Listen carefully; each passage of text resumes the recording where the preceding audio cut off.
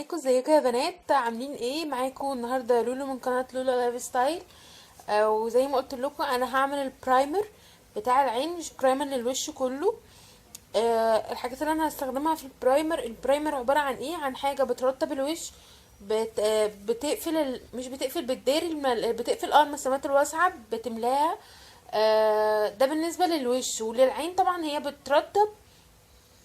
بترطب العين وبتثبت الاي شادو كويس جدا. ولو عندك باليت الالوان بتاعها مش لما تستخدميها عادي بتلاقيها مش حلوه مع مع البرايمر، هتلاقيها كويسه جدا. هنعمل ازاي البرايمر ده؟ هو الاحسن لو عندك كريم للعين. بس لو ما فيش ممكن تستخدمي زي ما انا هعمل دلوقتي بالظبط. بستخدم نيفيا سوفت العادي بتاعنا اللي احنا متعودين عليه. هاخد منه كمية.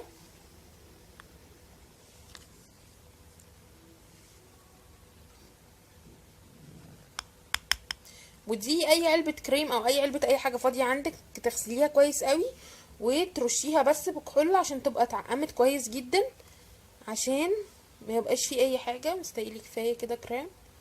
وهعمل حاجة، انا المفروض بحط عليه اي اي فاونديشن موجود عندي. بس انا بحط نسبة من السيسي كريم، عشان السيسي كريم فيه كوريكتور. فلو اللون فوق عيني مثلا غامق مش متظبط حاجة، بحط نسبة من السيسي كريم، حاجة صغيرة جدا مع ال اللي هو الكريم الاساس او الفاونديشن بتاعي اهو. حطيت كده حبة مش كتير قوي.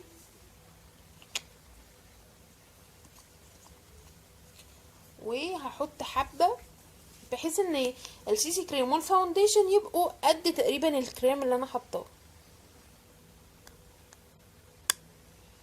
بس كفايه كده. انا حاسه ان هما ممكن يبقوا زياده شويه، لو لقيتهم زياده هقعد بقى اعجن فيهم كده لحد ما كله يبقى ما فيش لون الكريم، يبقى كله زي ما يكون كله فاونديشن، يعني كريم فاونديشن كده. هخلط، وبعد ما اخلص خلط هرجع لكم تاني. بصوا يا بنات، ده شكله اهو بعد ما خلطته. هو برضو فاتح شوية في الإضاءة العادية، غير الكاميرا شوية. هجيب دلوقتي يعني انا هستخدم الباقيين في المعلقة دول كتار كمان، انا هاخد منهم نقطة صغيرة. بس الاول هعمل لكم سوتش على اوحش باليت عندي، الوانها مش بتبقى باينة خالص. ادي شكل الشادو من غير برايمر، ادي اللون بتاعه. احط البرايمر دلوقتي. بصوا اهي النقطتين البرايمر اللي انا حطاهم. هعمل لهم بلايندنج او هفرشهم يعني، او هدمجهم كويس قوي، وبعدين هحط الشادو واوريكم لونه. بصوا يا بنات، ده فرق البهتين ده اللي من غير برايمر، وده اللي بالبرايمر. ودي يمكن اسوأ باليت شادو عندي. بحطها ما بتقعدش، بتتمسح بسرعة، خفيفة جدا. دلوقتي انا هوريكم، هحاول امسح الاتنين وهوريكم مين هيتمسح اسرع. دي طبعا ده اللي من غير بايدي كمان، يعني مش هعمل بمنديل ولا حاجه. بصوا اللي من غير برايمر تقريبا راح خالص.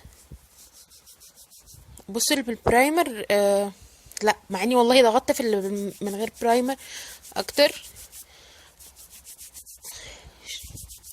بصوا مهما بضغط وبمسح لسه فيه اثر للون. ده الفرق. وده البرايمر اللي انا عملته. يا ربي يا ربي يعجبكم. وما تخلطوش كميه كبيره، لان احنا يعني انت بتاخدي كميه صغنونه قوي قوي فوق عينك، على عينك يعني، عشان تعملي بيها. يا رب يكون الفيديو عجبكم، وما تنسوش تعملوا شير ولايك وسبسكرايب، ومستنياكم في فيديوهات تانية جايه كتير. سلام عليكم.